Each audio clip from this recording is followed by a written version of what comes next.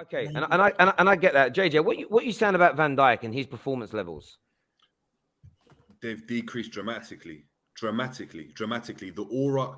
Look, being a centre back, I've played centre back high level. Being a centre back, a lot of your play comes from the respect that you gain, whether it's in the game, the first couple minutes, or whether it's what the league's heard about you. Van Dijk, for all his abilities, like in terms of ability, I hear that. In terms of the package, he's probably the best package you've ever seen in a centre back. The problem is, though, when you rely on that aura, especially after an injury, he's someone that doesn't want to go out and pressure, doesn't want to go out to the wide areas to go and cover. We saw it. Osimhen made the runs from centre to left every single time and allowed Gomez, and I saw it on numerous occasions, to have to cover for him and move across to the left side of the back line to go and defend. God forbid the man sprints. God forbid he sprints. Exactly. With Van Dijk now, what you're seeing is a combination of, as Zayn said, his injury. He's not been the same since the injury.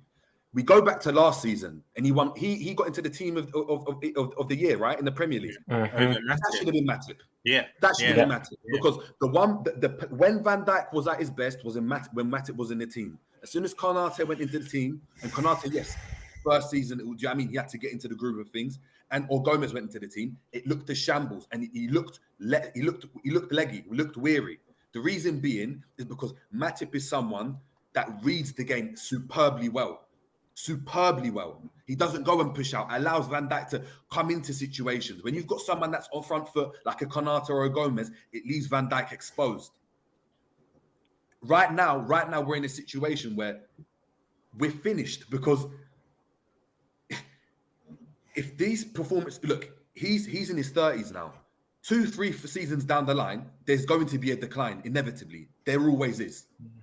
Liverpool are going to have to go out now and I'll spend the money on an A-list centre-back to go and replace Van Dijk in the coming year. And JJ, on top of getting the midfielder situation that I don't even want to get into. And JJ, and this is I've been talking about this for 2 years with Liverpool. You got to a level of performance and of course winning major trophies, which is the peak. To maintain that peak, big investment is needed. It's the only way. When you've got one of the best centre backs in the world, when you've got a player like Mo Salah scoring at the same rate as Thierry Henry, the only way to replace it is by spending Haaland money, spending Mbappe money, spending Tchouaméni money, spending Casemiro money. That's what you need to do. It was never going to be maintained consistently, spending 20 million here, 30 million there. It was never going to happen. But Liverpool fans, for me, are part of the problem here, because they said, yes, it will work again. Sorry, go on, Rom. Can I jump in as well, right? I don't condone this, by the way, what I'm about to say, but I honestly believe Van Dijk's head is also in Qatar. I honestly believe that. I think his head is already at the World Cup. And I don't think he's given his all for us. He honestly doesn't want to get injured, and he wants to save himself for his first major tournament. There's a part of me that actually believes that. I don't condone it at all, but I actually believe that as well. Because he's not going to anything. He's not winning anything. He's not first there. He's never really been that defender. But in this instance, the situation we're in, you have to. And Terry, just to interject as well, sorry. Speaking about our players and the fact that we're part of the problem, we are. And I'll tell you why, and I'll break it down. What Liverpool fans are like, 30 odd years without a title. You win the title, you do something that, me as a person, I've never seen in my life. I've never seen us win the title. We're so protective of our players and this crop of players that any criticism that came at us, and listen, I was guilty of it 2 seasons ago. Yeah, when our injuries went down and we were performing rubbish and we had to scrape, the Champions League with Alisson header, I was like, no, you know what? It's the injuries though. It's the fact, Trent's not defending because that's his positioning. And we're so protective of something that we've never had. We don't want to hear the criticism. Well, guess what? It's time to open our eyes. Yeah, it's time to open our eyes, because does anyone know what Trent Roll is? What does he do on the football pitch? What does he do at times?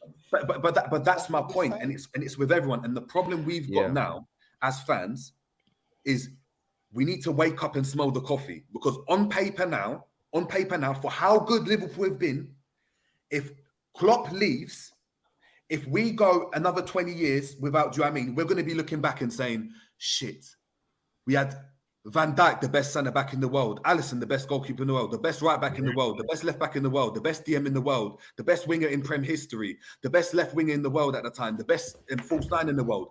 All these types of best captain in the world. All this type of stuff. And we would have had an anomaly season with one Premier League that compares to what Leicester did. And on paper, when you look back at history, that's what it's going to be.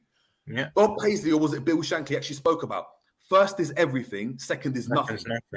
That is in our DNA. Yet because of this period of not winning, we are so connected to this team.